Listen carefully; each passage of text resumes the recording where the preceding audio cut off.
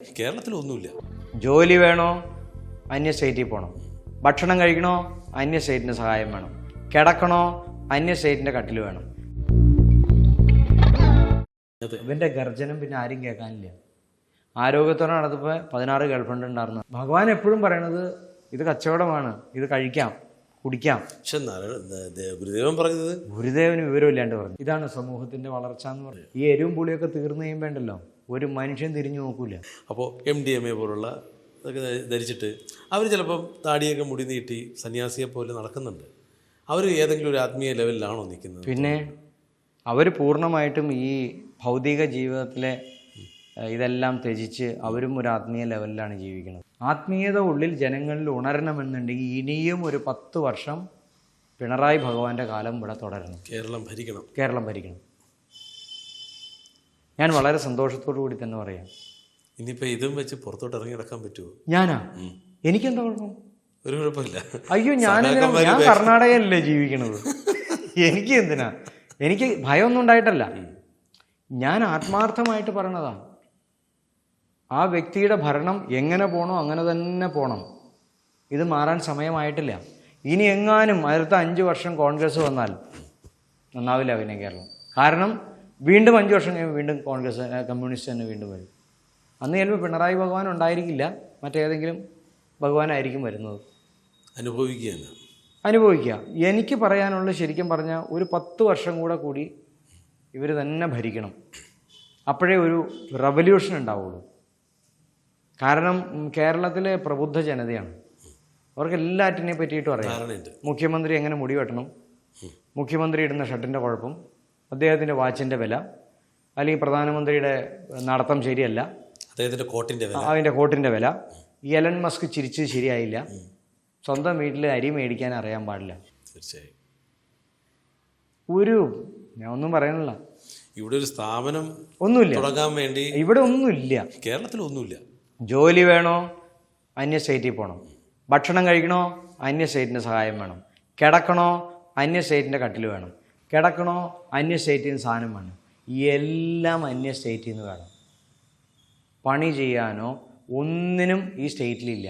തിന്നാനും വെളിക്കിറങ്ങാനും മാത്രമേ ഇവിടത്തുള്ളവരുള്ളൂ. ഏതാണ്ട് 10 പതിറ്റാണ്ട് മുമ്പുള്ള ഒരു ഹെയർ സ്റ്റൈലും ഉണ്ട്, ഒരു വസ്ത്ര രീതിയുണ്ട്. അത് ഇങ്ങനെ കോപ്പി അടിച്ചിട്ടുകൊണ്ട് ഇങ്ങനെ നടക്കും. ഒരെണ്ണത്തിൻ്റെ തലയിൽ മത്ത പോലും കുത്തിയിട്ടില്ല. ഇന്നത്തെ തലമുറയിലെ ചെറുപ്പക്കാരെല്ലാവരും ഉപയോഗിക്കുന്നുണ്ട്. മറ്റേ കഞ്ചാവിൻ്റെ MDMA എന്നൊക്കെയാണ് അവർ. അപ്പോൾ MDMA പോലുള്ള ഇതൊക്കെ ധരിച്ചിട്ട് അവർ ചിലപ്പം താടിയൊക്കെ മുടി നീട്ടി സന്യാസിയെ പോലെ നടക്കുന്നുണ്ട്. അവർ ഏതെങ്കിലും ഒരു ആത്മീയ ലെവലിലാണോ നിൽക്കുന്നത്? പിന്നെ അവർ പൂർണ്ണമായിട്ടും ഈ ഭൗതിക ജീവിതത്തിലെ ഇതെല്ലാം ത്യജിച്ച് അവരും ഒരു ആത്മീയ ലെവലിലാണ് ജീവിക്കുന്നത്. കാരണം ഇതും അതും തമ്മിലൊരു വ്യത്യാസം മനസ്സിലാക്കണം. ഇതിലും അതിലും അനുഭവം ഒന്ന് തന്നെയാണ്, ഒരു വ്യത്യാസമില്ല. പക്ഷേ എൻ്റെ ജീവിതത്തിലെ ഹാലൂസിനേഷന് റിയലൈസേഷൻ ഉണ്ട്. അതിന് നമ്മൾ എൻലൈറ്റ്മെൻ്റ് എന്ന് പറയും. അതിലെ ഹാലൂസിനേഷന് റിയലൈസേഷൻ ഇല്ല, അതിന് ചിത്തഭ്രമം എന്ന് പറയും. കാരണം അവൻ്റെ സ്വബോധത്തിലല്ല അവൻ അനുഭവിക്കുന്നതൊന്നും. അവൻ എന്തോ സാധനം അനുഭവിക്കുന്നുണ്ട്. തിരിച്ചു വരുമ്പോൾ അവന് റിയാലിറ്റിയിൽ കൺഫ്യൂഷൻ വരികയാണ്. അവൻ ആ കണ്ടതാണ് സത്യം, ഈ കണ്ടതാണ് സത്യം എന്ന് അവന് തിരിച്ചറിയാൻ അവന് ഗുരുക്കന്മാരില്ല, അവന് പറഞ്ഞ് മനസ്സിലാക്കി കൊടുക്കാൻ ആരുമില്ല. സോ അവനൊരു കൺഫ്യൂസ് സ്റ്റേജിലേക്ക് പോകും. അവൻ നിരന്തരം മുകളിലേക്ക് പോകും, താഴേക്ക് വരും, മുകളിലേക്ക് പോകും, താഴേക്ക് വരും. ഇപ്പം നമുക്കൊരു തലമുണ്ട്, ഈ തലം പിന്നെ അവന് നഷ്ടപ്പെടും. അതായത് അവൻ സ്വാഭാവികമായൊരു ജീവിതത്തിന് ഒരു കെമിക്കലിൻ്റെ സഹായം വേണ്ടി വരും. സോ അവൻ്റെ ജീവിതം പോയി. ഒരിക്കലും അവന് പിന്നെ ഇല്ല, തിരിച്ചു വരവില്ല. അത് നമുക്ക് അങ്ങനെ തന്നെ. അവൻ്റെ പ്രപഞ്ചം എന്തെല്ലാം സൗഭാഗ്യം അവന് കൊടുത്തിട്ടുണ്ടായിരുന്നു അതെല്ലാം അവൻ നശിപ്പിച്ചു. പിന്നെ എങ്ങനെ തിരിച്ചു വരും? കണ്ണൊരിക്കൽ പോയി, എന്ത് ചെയ്യാൻ പറ്റും? കിഡ്നി ഒരിക്കൽ പോയി, പിന്നെ എന്ത് ചെയ്യും? ലിവർ ഒരിക്കൽ പോയി, പിന്നെ എന്ത് ചെയ്യും? നമ്മളെ അബ്യൂസ് ചെയ്ത് കളയുക. നമ്മളെ തീരുമാനിക്കേണ്ടത് നമ്മളുടെ ക്വാളിറ്റി ലൈഫ് വേണോ പൊട്ട ലൈഫ് വേണോ. എല്ലാവർക്കും 24 മണിക്കൂറാണ് കൊടുത്തേക്കണത്. അതെ, അത് കച്ചവടം ചെയ്യാൻ ആഗ്രഹമുള്ളവൻ അത് നല്ലതാന്ന് പറയും. ഏതെങ്കിലും മദ്യഷാപ്പ് നടത്തുന്നവൻ പറയുമോ മദ്യം കുടിക്കരുന്നു? ഇല്ല, പറയില്ല.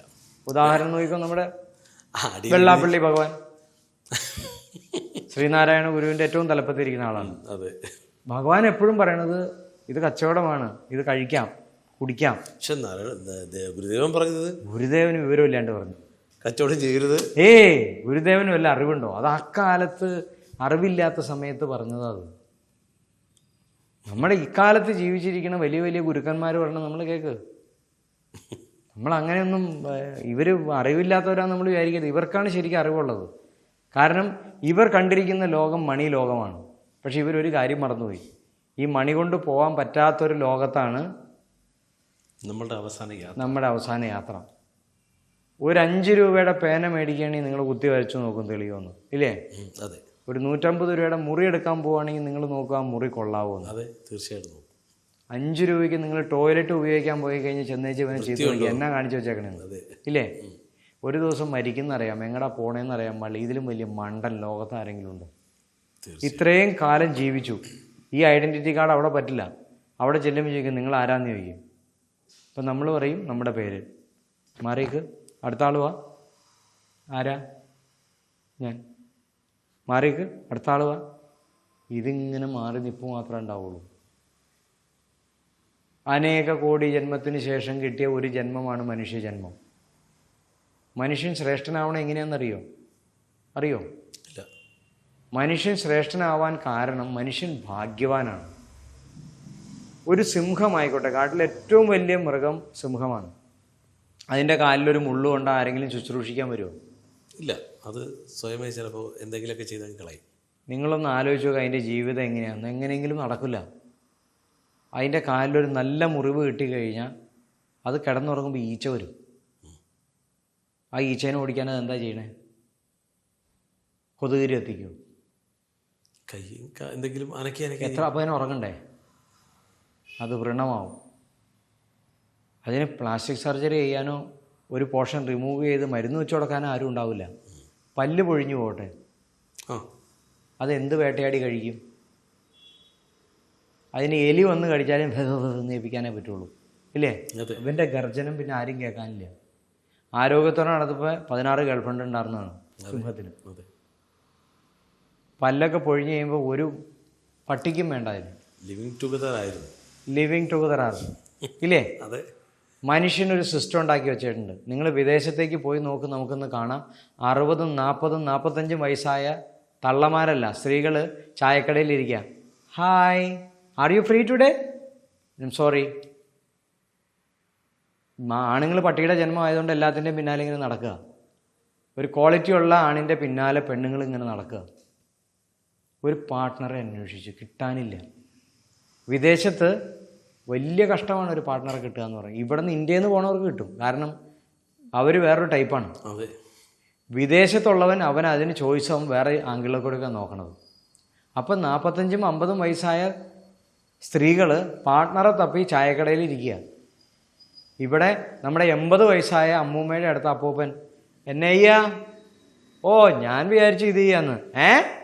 ചെവി കേൾക്കൂല്ലെങ്കിലും ഭാര്യ ഭർത്താക്കന്മാർ ഒരു സ്ഥലത്ത് ഇരിക്കുക. അവർക്ക് പാർട്ട്ണറെ തപ്പി പോണ്ട, സന്തോഷമായിട്ട് ജീവിക്കുക. നമുക്കൊരു കുടുംബ ബന്ധമുണ്ട്. ലിവിങ് ടുഗദറും മറ്റതും മണ്ണാങ്കട്ടയൊക്കെ നമുക്ക് പറയാനൊക്കെ എളുപ്പമാണ്. ഈ എരിവും പുളിയൊക്കെ തീർന്നു കഴിയുമ്പോണ്ടല്ലോ ഒരു മനുഷ്യൻ തിരിഞ്ഞു നോക്കൂല. ഇന്നത്തെ ലിവിങ് ടുഗദറിന് നാളെ ആരും ഏറ്റെടുക്കാനുണ്ടാവില്ല. തീർച്ചയായും ദാമ്പത്യ ജീവിതത്തിൻ്റെ പവിത്രതയോട് കൊണ്ടുപോയി കഴിഞ്ഞാൽ എക്കാലവും നന്നായിട്ട് ജീവിക്കാം. അല്ലെങ്കിൽ പടത്തിൻ്റെ ഫസ്റ്റ് ഹാഫ് നന്നാവണ പോലെ സെക്കൻഡ് ഹാഫ് ഫ്ലോപ്പായ പടം പൊട്ടിപ്പോയി, ഇല്ലേ? തീർച്ചയായും ഇത് തന്നെയാണ് പറ്റാൻ പോണത്. അങ്ങനെയുള്ള ഒരു അവസാനം പോയി ആത്മഹത്യയും ചെയ്യൊന്നുമില്ല, അതിനും ധൈര്യം വേണം. അത് നടപ്പില്ല. എല്ലായിടത്തും കിളവിയായിട്ട് ചരിച്ചു കുത്തിയത് ഇങ്ങനെ എന്തെങ്കിലുമൊക്കെ കാണിച്ച് ജീവിക്കും. ഞാൻ അനേകം ഇങ്ങനത്തെ ആത്മാക്കളെ കണ്ടിട്ടുണ്ട്. ഈ ലിവിങ് ടുഗദർ, എൻ്റെ ഏജ് 50 വയസ്സായി, ഇല്ലേ? ഇത് ഇന്ന് തുടങ്ങിയതൊന്നുമല്ല ലിവിങ് ടുഗദർ. ഞാൻ ബോംബെ ലൈഫിൽ കണ്ടേക്കണത് ഇത് കാലങ്ങളായി തുടങ്ങിയിട്ട്.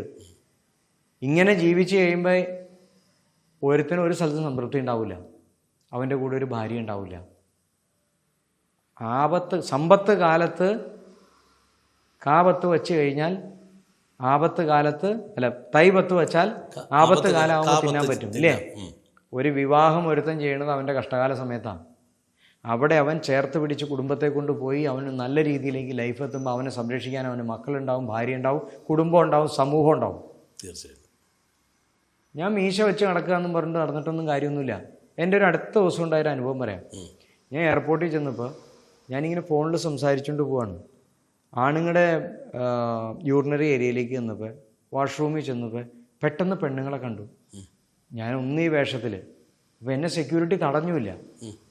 ഞാൻ പെട്ടെന്ന് ഞെട്ടിപ്പോയി. അയ്യോ, ഞാൻ അബദ്ധം ചെയ്തു പോയല്ലോ എന്ന്. തിരിച്ച് ഓടി വന്നിട്ട് ഞാൻ ബോർഡ് നോക്കി. കറക്റ്റായിരുന്നു. ബോർഡ് ആണുങ്ങളുടെ തന്നെയാണ്. ഇന്ന് പെണ്ണുങ്ങൾക്ക് ആണുങ്ങളെപ്പോലെ നിന്ന് മൂത്രം ഒഴിക്കാനുള്ള ഉപകരണം മേടിക്കാൻ കിട്ടും.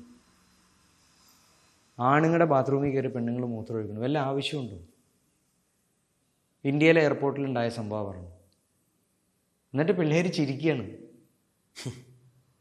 ഇതെന്ത് കോപ്രായ? ഇതാണ് സമൂഹത്തിൻ്റെ വളർച്ച എന്ന് പറഞ്ഞത്. 2 ബാത്റൂം ഉണ്ടായിരുന്നപ്പോൾ 3 ടൈപ്പാക്കി മാറ്റി. ഇനി അത് 4 ആവും, 5 ആവും. അപ്പോൾ ഇതൊക്കെ എങ്ങനെയാണ് സംഭവിക്കണേ നമ്മൾ അവിടെയാണ് സ്റ്റഡി ചെയ്യേണ്ടത്. എല്ലാം ബിസിനസ് വൽക്കരിച്ച് പോയി ഈ ബീഫിനെ എക്സ്പോർട്ട് ചെയ്ത് മനുഷ്യൻ മൃഗം തിന്ന് മൃഗതുല്യമായിട്ട് മാറി. ഞാൻ സിംഹത്തിൻ്റെ ഉദാഹരണം പറഞ്ഞതും ഇതൊക്കെ പറഞ്ഞത് മൃഗത്തിൻ്റെ തീറ്റയുടെ കാര്യം പറയാനാണ്. എങ്ങനെ നമ്മൾ മൃഗത്തെ തിന്ന് മൃഗം പോലെയായിട്ട് മാറി. മൃഗത്തെക്കാൾ ക്വാളിറ്റി കുറഞ്ഞു. നിങ്ങളൊരു പശുവിനെ കൊണ്ട് കെട്ടി നോക്ക്. ആ പശുവിൻ്റെ കണ്ണിന് പ്രകാശം കിട്ടുന്നത് പച്ചപ്പുല്ലിൽ നിന്നാണ് അതിനറിയാം.